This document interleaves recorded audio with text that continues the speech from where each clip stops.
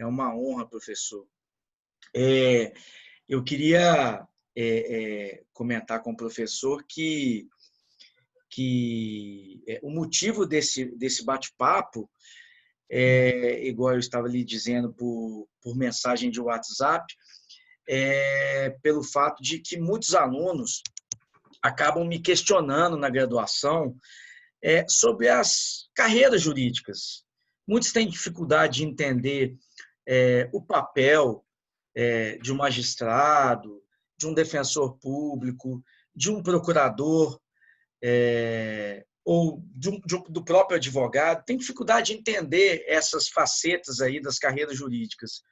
E aí, de maneira graciosa, eu estou aproveitando esse tempo, professor, para conversar com amigos, né, que, como o senhor, me atendem aí super bem, para a gente poder ter uma conversa aqui bem tranquila, um bate-papo, né, e como eu sei que o professor se dedicou basicamente boa parte da sua vida à Procuradoria-Geral da Fazenda Nacional, né, chegando ao teto da carreira de maneira muito honrosa.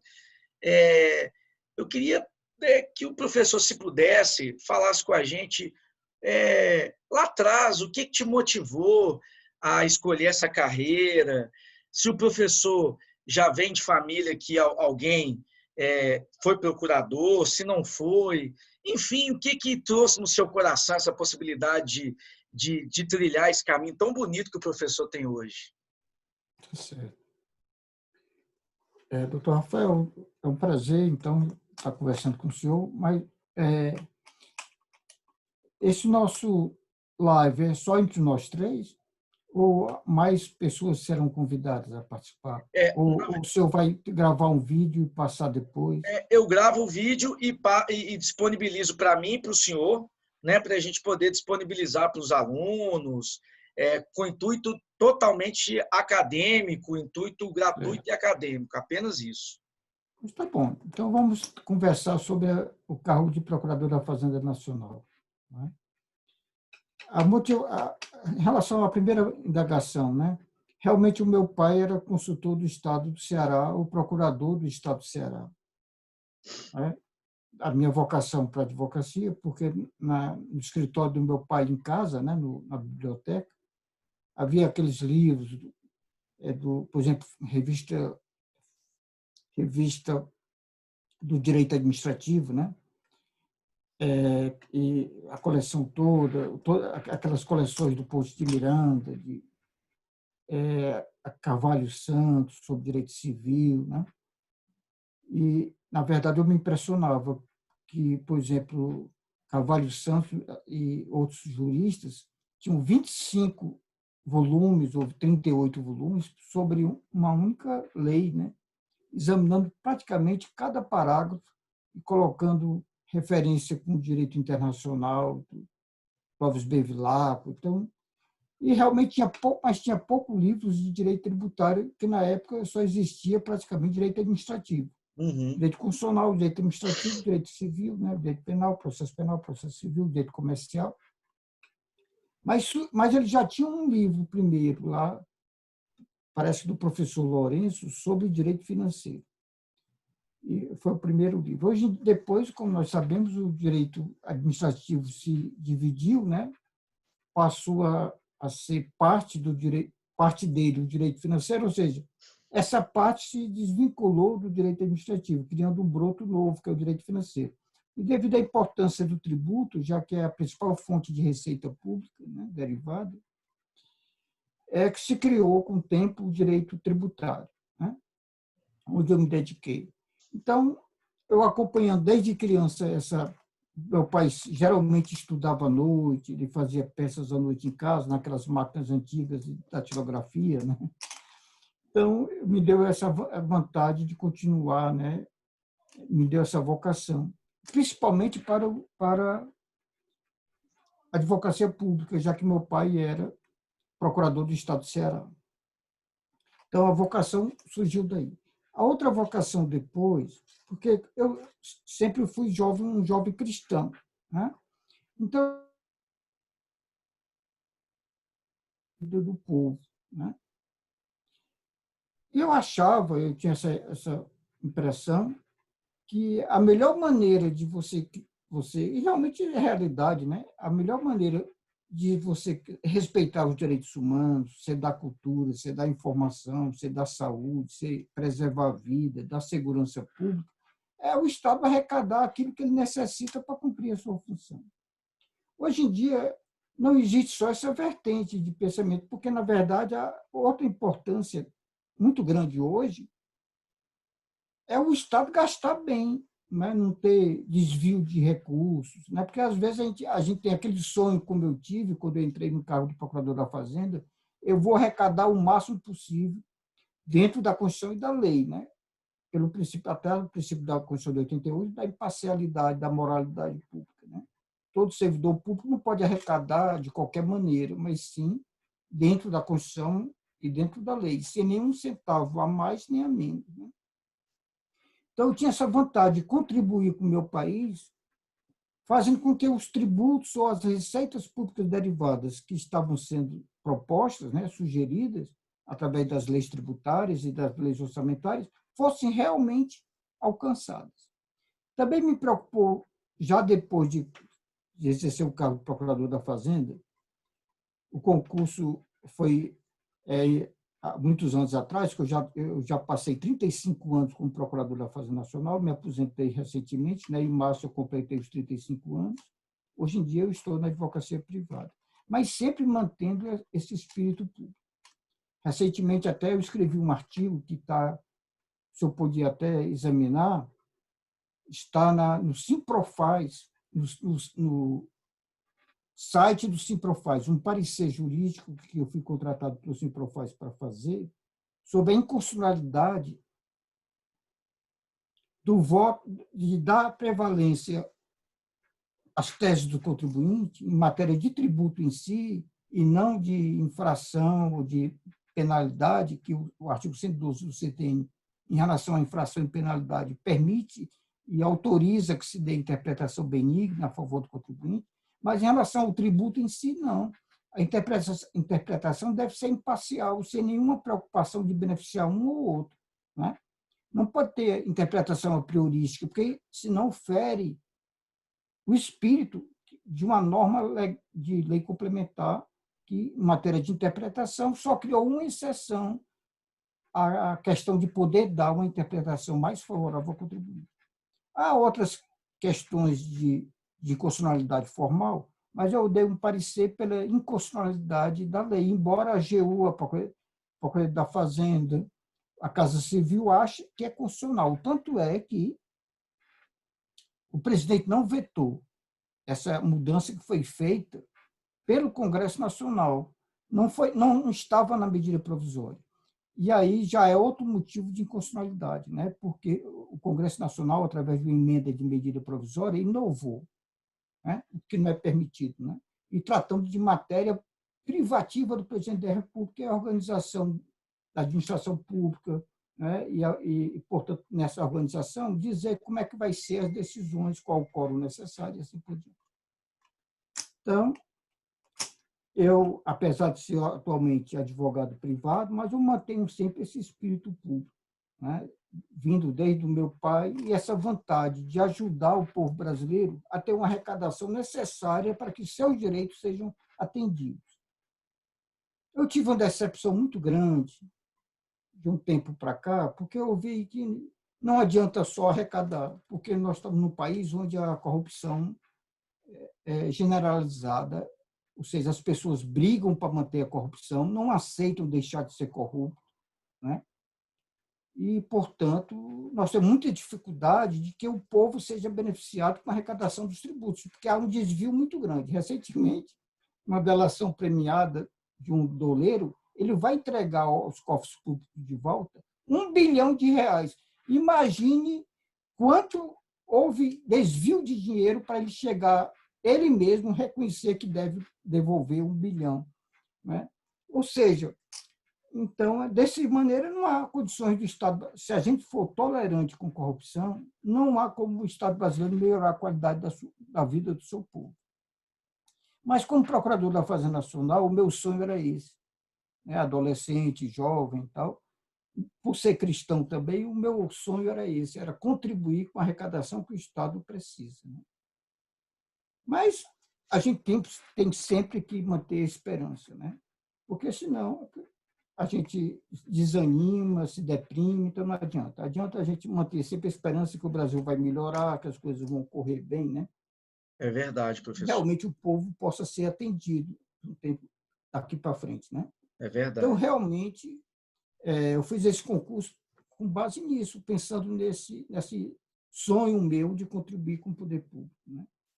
Realmente, eu acho que eu fui feliz, porque quando eu assumi, imediatamente eu fui exercer um cargo de coordenador da representação judicial da Fazenda Nacional. E aí eu já trabalhei nesse cargo, como encaminhar subsídio para a Consultoria Geral da União em todas as matérias perante o Supremo. Então, lá nós tivemos grandes vitórias e vitórias de repercussão econômica importante. Outra coisa que me deu vontade também, mas já dentro da Procuradoria da Fazenda Nacional, era a questão da manter a justiça na concorrência entre os contribuintes, ou entre as empresas ou entre as pessoas físicas, né? Porque, por exemplo, no caso da arbitragem, vamos dizer, se houver um conluio entre o árbitro e uma das partes, até entre as duas partes, para beneficiar determinada pessoa, aquela pessoa vai ter um sistema tributário só para ele, diferenciado do concorrente, É sendo verdade. que não pode recorrer para uniformizar a jurisprudência ou criar realmente que todos paguem ou todos não paguem. Quando já no cargo de procurador da Fazenda Nacional, eu notei essa importância do cargo de procurador da Fazenda Nacional. Qual é? É manter ou que todos paguem ou que todos não paguem. Não pode um concorrente não ser dispensado de pagar, por exemplo, uma contribuição social sobre o lucro líquido, enquanto que o concorrente dele está pagando. Então, gera uma injustiça imensa. Aí o fechamento daquela empresa que está pagando, porque não tem condição de concorrer.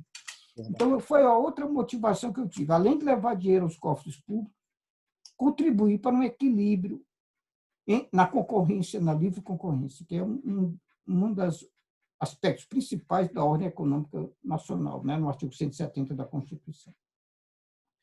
Então, esses dois motivos realmente me inspiraram, né, a querer ser procurador da Fazenda Nacional, né? É muito Eu bonito. passei 35 anos defendendo a arrecadação dos tributos e com grande sucesso. Depois de exercer esse cargo consultor da coordenador da representação judicial da Fazenda Nacional, onde eu elaborava as informações para serem encaminhadas à Consultoria Geral da República da época, depois à Consultoria Geral da União, né? E eles, com base no meu trabalho, faziam as informações do presidente ou mesmo a manifestação do advogado-geral, né? Na época do Procurador-Geral da República, no passado, e era encaminhado, então, ao Supremo esses dados. Então, nós tivemos vitórias importantes, se foi mantido, por exemplo, sobre o fim social, né, que com a Constituição Federal de 88 se achava que tinha sido extinto, na verdade, eram dois tributos, né?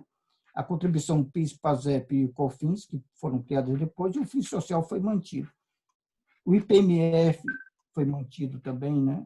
O Imposto Provisório sobre Movimentação Financeira, embora tenha caído no Supremo por justa razão, né? Alguns excessos da emenda constitucional, por exemplo, relativizou o sigilo, a imunidade tributária em relação aos entes imunes, inclusive, né? Ou seja, a circulação a movimentação financeira, a circulação do dinheiro, das receitas, né? Por exemplo, dos entes da federação. O que essa emenda constitucional realmente fere a cláusula pétrea da federação, né? Que não pode haver emenda constitucional tendente a abolir a federação. Como também se dizia que estaria excluída as imunidades recíprocas, imunidade religiosa e assim por diante, né? Todas as imunidades. Então, essa norma caiu com inteira razão do Supremo, né? E como também caiu o princípio da anterioridade, né? Porque a emenda constitucional dizia que não se aplicava o IPMF ao princípio da anterioridade. E se dizer, não, mas segue o mesmo caminho, né, a mesma linha do IOF, que a Constituição diz também que não se aplica o princípio da anterioridade. e apenas era um tributo novo, portanto, não tenderia a extinguir nenhum direito fundamental, e também não pode haver emenda constitucional tendente a abolir direito fundamental. Olha como é importante o direito fundamental. Nem por emenda constitucional pode. Né? Hoje em dia, nós estamos vendo, tristemente, relativização de direitos. Né? Verdade. Em relação a, por exemplo, sigilo fiscal, praticamente não existe mais. A dúvida que pergunta é o seguinte: a garantia constitucional, pela interpretação dada a ela, é pela não privacidade ou pela privacidade? Que praticamente foi extinta a vida privada, né? Em relação ao Estado, que é o principal motivo de ter essa norma lá, é proteger o cidadão contra o Estado. Mas aí, por exemplo, o sigilo fiscal pode ser encaminhado dados ao Ministério Público, por exemplo, né? E a todos os entes que pedir, Polícia Federal, TCU, etc. Sem a intermediação prévia do Poder Judiciário, para saber se está havendo alguma devassa da vida das pessoas, né? De modo geral, para ver se há motivo justo ou não de se quebrar isso. Quem deveria dizer isso é um órgão que teria a obrigação de ser imparcial, que é o Judiciário. Né? Os ministros, os juízes, têm a obrigação de ser imparcial. Mas o servidor público também, por causa do princípio da moralidade administrativa. Né? Também essa questão além dessa questão da intimidade da vida privada, que está sendo muito relativizado, a própria questão de interpretações que eu respeito, né? Cumpro, mas cientificamente eu tenho minhas divergências, né? Como também a questão da liberdade de expressão, né? A proibição constitucional de ter uma prévia censura. Parece que está sendo muito relativizado isso. Né? Respeito quem pensa ao contrário, mas eu acho que, né, tem a minha divergência, mas sobre o aspecto científico. Né? Sim, claro. Claro que se respeita toda e qualquer decisão, claro. Mas cientificamente a gente pode discordar, embora cumpra, etc. Né? Mas tem a nossa divergência. Então, nesse período, depois que eu deixei a coordenadoria da representação judicial da Fazenda Nacional, eu fui exercer o cargo de consultor da União, que era antigo. Eu peguei o começo do fim da Procuradoria-Geral da República e o começo da Consultoria Geral da União. Né? Interessante. E aí eu tive uma participação muito importante também, né? Eu devo reconhecer, apesar de pode parecer assim, né, um orgulho exagerado, né? De forma alguma. Mas eu realmente tive uma participação muito importante como procurador da Fazenda Nacional, conhecedor da matéria tributária, de manter muitos créditos que eram necessários para o Estado naquele período. Né? Por exemplo, havia uma norma na Constituição que dizia que, com exceção do imposto de importação, de exportação e do ICMS, nenhum outro tributo poderia incidir sobre as operações desses serviços e bens estratégicos, né? Como telecomunicação, energia elétrica, derivados de petróleo, combustíveis, né? Sobre a operação, nenhum outro tributo. Atualmente, depois da decisão do Supremo, houve uma emenda constitucional dizendo nenhum outro imposto. Mas, na época, havia dúvida, já que dizia que nenhum outro tributo. Então, as empresas privatizadas desses setores, por exemplo, de distribuição de energia elétrica, telecomunicações, né? Essas empresas queriam requerer o Supremo, chegou 4 recursos extraordinários lá, aí eu trabalhei nesses 4 recursos, lá no Supremo Tribunal Federal, querendo a restituição desses recursos que as empresas estatais viam pago em relação às contribuições sobre o faturamento ou receita bruta. PIS, COFINS, né, o próprio FINS social. Né? Então, elas queriam devolver os 10 anos atrás, porque, na época, a pessoa tinha direito de repetir 10 anos anteriores, né? E não atualmente só 5. Era de 10 anos na ocasião. Então, aí foi argumentado, eu argumentei, não, a vedação de se criar outro tributo ou se exigir outro tributo é sobre a operação, a compra e venda em si, mas não sobre o faturamento, nem sobre a renda, o lucro da empresa. Isso é tributado normalmente. Você não pode existir nenhum outro tributo, mas só sobre a compra e venda em si. e não o conjunto das receitas obtidas ou ao lucro da empresa. A empresa paga imposto de renda normalmente. Se fosse assim, ela não teria, ela estaria imune também ao, ao imposto de renda, né? Não só as contribuições, que é um tributo, as contribuições sobre faturamento ou receita bruta. Então, isso daí gerou uma mantença de muitos bilhões de reais para o governo. Foi uma decisão do Supremo muito importante, né? E a minha alegria era essa. O procurador da Fazenda tem sua remuneração fixa, né? Mas a minha alegria o quê? Qual era? Eu não ganhava um centavo a mais. Eu me lembro que, na época, eu visitei o gabinete de cada ministro, né? Levando memoriais. Inclusive, essa questão foi demorada. Os ministros pediam vista, e cada vista que eles pediam, eu ia lá de novo com outro memorial com base no voto anterior, para explicar se o voto, na minha concepção, estava errado ou não. E era sempre muito bem recebido, né, pelos ministros do Supremo, né? E me recebiam eu cheguei a mudar o voto do ministro, assim, desta parte, né? O voto de um ministro. Porque, no caso da imunidade de editora, né, de publicação de livro, a Constituição falava, é imune o quê? O livro. E aí era a questão de se tributar um tributo, parece que um imposto, em relação à editora, né? E o ministro tinha o voto dele, que tinha votado contrário a gente, mas que no voto dele ele dizia que, olha, eu já me pronunciei sobre isso realmente é inconstitucional. Na verdade, nessas conversas que eu tive no gabinete, eu levei o acórdão dele, que ele foi relator desse ministro, no caso da imunidade, onde ele diz que a imunidade é objetiva, é do livro e não subjetiva, da pessoa que trabalha com o livro, como o autor, a editora, né? A livraria. Essas pagam imposto normalmente, não paga é o objeto, o livro. Então, eu disse, olha, ministro, é a mesma coisa, não é? A questão aqui, a imunidade é da operação, não é do lucro da empresa ou do faturamento, que é o conjunto de receitas da empresa, aí é outra coisa. É só um exemplo para os colegas perceberem a importância do cargo do Procurador da Fazenda Nacional quando a gente tem esse sonho, principalmente quando tem esse sonho, né, de melhorar a vida do povo, com a arrecadação que o Estado precisa, porque o Estado ele tributa aquilo que ele tem necessidade. Deveria ser assim, né? Talvez, na minha inocência, eu pensava que era assim. O Estado deve arrecadar aquilo que precisa para atender as necessidades do povo, nem mais nem menos. Né? Não adianta você querer prestar um bom serviço de saúde sem recursos. Não adianta você... Né?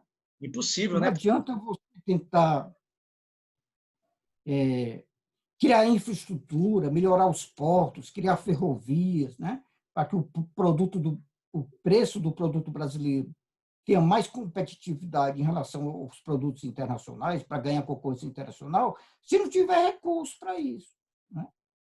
Portanto, o dinheiro tem que ser bem aplicado. Na minha inocência, no passado, eu achava que bastava arrecadar, porque a minha impressão ingênua era que todo mundo era correto, todo mundo era honesto, que não haveria corrupção.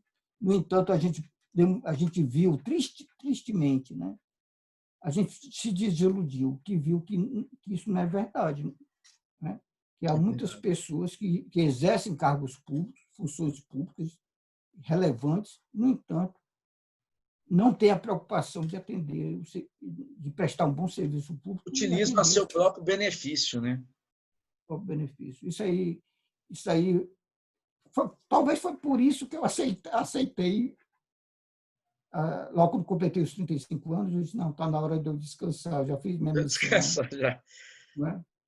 Que realmente a gente se desilude um pouco, né? Mas é isso que eu estou dizendo, tem que ter sempre confiança, esperança que o Brasil vai melhorar, né? E um dos principais motivos ou razões para que melhore é o fim da impunidade, né? É verdade. Se isso acontecer, as pessoas vão ter receio, né, de agir ilegalmente, né? Se achar que vale a pena cometer o crime, a infração, então é mais difícil combater a corrupção. Professor, então, desculpa, só me perdoe claro. só fazer essa intervenção, mas tudo que o professor comentou até agora eu acho muito bacana, acho bem interessante, porque isso mostra também, e não é porque eu estou falando na frente do professor, mas se quiser acessar lá, por exemplo, o Instagram, lá tem uns vídeos com outros profissionais, né, que eu também fiz essa live, né, esse bate-papo aqui, e eu sempre coloco isso em pauta. Você vê a diferença entre o vocacionado e o não vocacionado. Isso é muito nítido, é algo que é do espírito. Claro que, por óbvio, por necessidades, muitos de nós vamos para a carreira pública para buscar uma estabilidade, uma melhor condição de vida. E eu, claro, isso faz parte, mas isso não é o único fim, isso não é o fim em si mesmo, né? E eu acho isso muito bonito que o professor colocou aí. Uma coisa que sempre me chamou a atenção, eu queria compartilhar, é que há muitos anos, o professor sabe, eu vejo, leio a revista Fórum de Direito Tributário. E lá, não só com seus artigos, mas pareceres, comentários à jurisprudência. E uma coisa que eu sempre achei muito interessante é que, independentemente do posicionamento do professor em relação a uma determinada matéria, pela constitucionalidade ou não da determinado tributo, vamos falar no caso tributário aqui, uma coisa para mim é um traço muito característico, que é a ideia de justiça nos comentários do professor. Ou seja, a ideia do dever de nós, cidadãos, contribuirmos com esse Estado. E eu confesso que, muito apoiado nisso, né, eu tenho aí o professor com uma grande estima, praticamente todos os meus textos, todas as análises eu levo para esse lado. Ou seja, nós temos sim um dever de pagar o tributo. Claro que o tributo justo. Eu não estou falando do tributo injusto, não é isso. Mas nós temos o dever de pagar o tributo, tendo em vista que, como queremos reivindicar uma boa saúde, uma boa segurança, uma boa assistência, sem receita? Impossível. Na casa da gente é a mesma coisa, não tem como, não existe mágica. Aí muitos alunos sempre me perguntam, né, professor? Professor, você está errado, porque nós pagamos o poder público, lá o tributo devido, mas ele desvia esse tributo para outras finalidades, né? Tem muita corrupção. Aí eu sempre intervenho. Olha, eu acho que a gente pode intervir com uma passagem bíblica. Nunca se paga o mal com o próprio mal. São questões diferentes. Você quer se igualar ao criminoso fazendo um crime? Isso não existe. Né? Então, se há um ato de corrupção, está errado, ele tem que ser processado, punido, ok, nos termos e nos rigores da lei. Agora, a sua obrigação continua a mesma. Você tem que entender isso. Né? Senão, aí eu brinco sempre no popular, aqui no interior de Minas Gerais, né? Vira a casa da mãe Joana. Falei assim, não pode, a coisa tem que ter, né, um certo rigor aqui, né? A coisa tem que ter um certo... Então, eu só queria fazer esse comentário, porque isso é uma coisa que sempre me impressionou positivamente no professor e que eu trago também para a minha vida, né? A gente entender que as nossas análises, sim, como advogado público, como advogado privado, ela tem o seu foco científico, o seu foco acadêmico, mas elas nunca podem deixar o norte, que é a justiça. E eu acho que, independentemente do lado que o professor esteja, é um traço muito característico no professor. Isso é o colega, o amigo, né? Falou praticamente tudo que eu penso em matéria da nossa revista, né? A revista Fórum de Direito Tributário. Talvez por ser procurador da Fazenda Nacional e pela educação que a gente tem, né?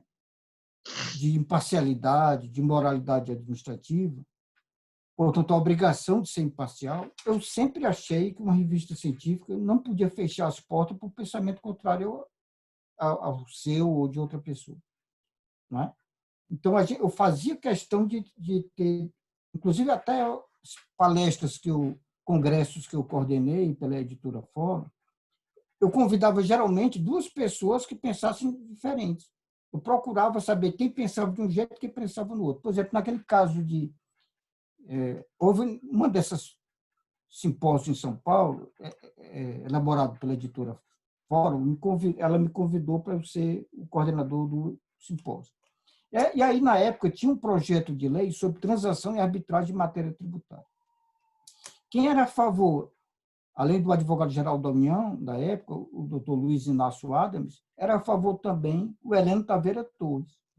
E quem era contra o projeto, porque tinha artigos publicados, inclusive na minha revista, era o doutor Marcos Eurico Santi Diniz. Então, eu convidei os dois, ou seja, tinha o presidente mandava um da mesa, né? O presidente pedia um para falar, depois o presidente da mesa, nesse encontro, pediu o outro para falar, de modo que o espectador, a pessoa que está, o participante do congresso, tirava suas próprias conclusões, porque havia opinião em contrário, as duas posições contrárias. Eu sempre achei muito errado, equivocado, você mostrar uma posição só. Exato. Nos meus artigos mesmo, sempre eu boto nota de rodapé, ou então na introdução dos artigos, todos os argumentos contrários ao meu entendimento, para que o leitor tenha todo conhecimento e liberdade para ele optar qual a opção, qual é uma das alternativas que ele considera correta. Eu acho que na ciência isso é essencial. Você não pode esconder. E também, eu acho que é importante, principalmente quem tem amor ao direito, como nós dois temos, né? Que algumas pessoas colocam o dinheiro acima de tudo, né? Acima esse amor ao dinheiro, ou coloca o dinheiro acima do amor ao direito. Então, às vezes, inclusive porque, por exemplo, alguns cientistas, professores, são também advogados. Então, às vezes, predomina a posição do advogado que quer defender o cliente a qualquer custo. E aí, o que é que acontece? Às vezes, ele pensa de um jeito, mas escreve de outro, ou defende o cliente do outro. Eu sempre evitei fazer isso, eu nunca concordei de fazer isso. Como eu falei agora, recentemente eu dei um parecer que é contra os interesses do advogado, né? Já que, pela norma nova criada, basta um empate para o contribuinte ganhar. Então, ou seja, isso é muito perigoso, no modo de ver. Por quê? A principal arrecadação do Estado é voluntária. A pessoa paga sem discutir porque acha que o tributo é devido. Porque, quando tem dúvida, se discute. Mas, a maioria das vezes, o contribuinte paga sem precisar que a Receita atue ou que a Procuradoria da Fazenda faça a cobrança, né? Isso é que salva a arrecadação tributária. O argumento usado principalmente pela mudança da lei, e até se alegava que o sistema de voto de qualidade anterior seria inconstitucional, o argumento principal era no sentido de dizer que o voto de Minerva, de um representante da Fazenda, seria sempre viciado, sempre a favor do fisco. O que não é verdade. Há várias decisões de desempate pelo representante da Fazenda a favor do contribuinte, embora possa existir a maioria a favor da Fazenda, mas isso também na Justiça, perante o Poder Judiciário, a maioria das decisões são a favor da Fazenda. Isso não é... Por quê? Porque quando a lei é elaborada, passa por várias comissões, tanto no Poder Legislativo quanto no Executivo, para evitar inconstitucionalidade ou ilegalidade. Então, realmente, a regra é ser legal, ser constitucional. A gente só pode pensar que as pessoas que exercem poder estão agindo corretamente dentro da Constituição e das leis, né? O erro, a inconstitucionalidade e a ilegalidade é uma exceção. Portanto, o fato de ter mais votos a favor da Fazenda não gera essa suspeição de imparcialidade.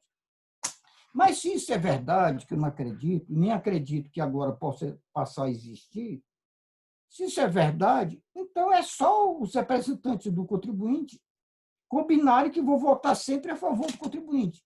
Porque aí não tem mais tributo a ser pago, porque sempre vai ser empate. E, sendo empate, ele extingue o crédito tributário de maneira definitiva. Não pode nem o fisco recorrer ao Poder Judiciário. Por quê? Porque, não é verdade? Porque o fisco só poderia, na decisão dele, de um órgão dele, recorrer ao judiciário se ele comprovasse que houve ilegalidade colui, um dolo, né, na decisão, e não porque ele interpreta de maneira diferente, né? Portanto, isso talvez as pessoas que aprovaram, né, que opinaram para aprovar essa alteração feita no Congresso, a medida provisória, não tenha se preocupado, não tenha cogitado dessa possibilidade, mas é uma possibilidade muito remota, porque se imagina que todos vão agir corretamente, né?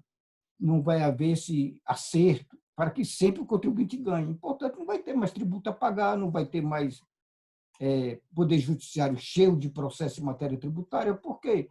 Porque se houver empate, se todos os representantes do contribuinte votar a favor do contribuinte, vai dar sempre, no mínimo, um empate. Então, não vai ter mais tributo a ser pago, né?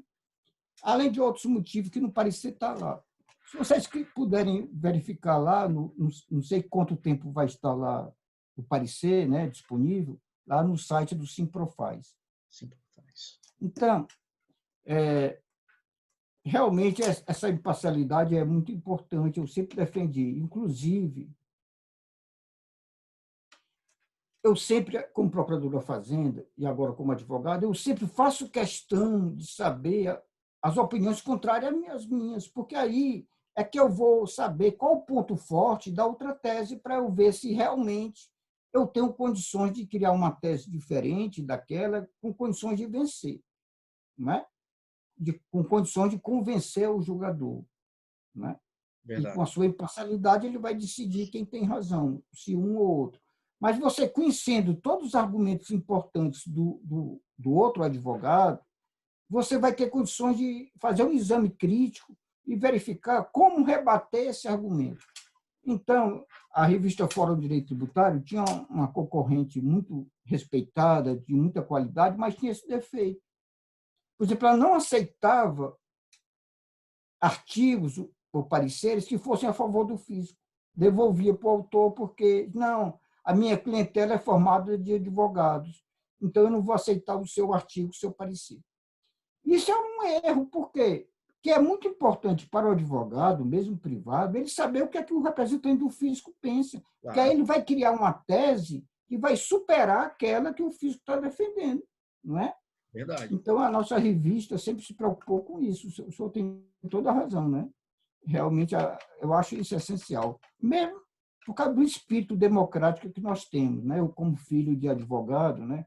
A gente nasceu nesse berço, né? De respeitar a opinião alheia, né? De achar que ninguém é dono da verdade, né? É verdade, professor. Portanto, que você só vai ter conhecimento verdadeiro se você ouvir várias opiniões.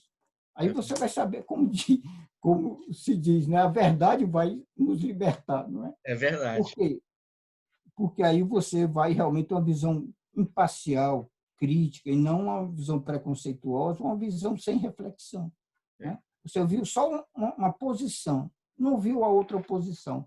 Então, isso fica muito falho.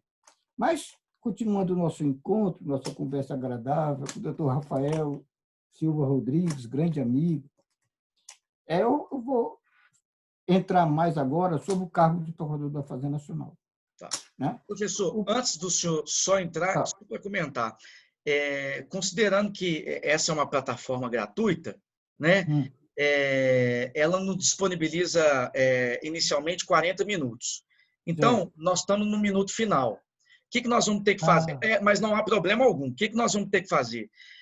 Eu vou pedir licença ao professor e a gentileza, se o professor não se importar, nós vamos desligar e aí a gente começa, naquele mesmo link, na mesma que o senhor entrou, a gente entra para o senhor terminar a sua apresentação, sua exposição. Pois tá bom. Para não te cortar, né? Para não cortar, não ficar picado. E eu volto em quanto tempo? Só volta imediatamente. Tá legal.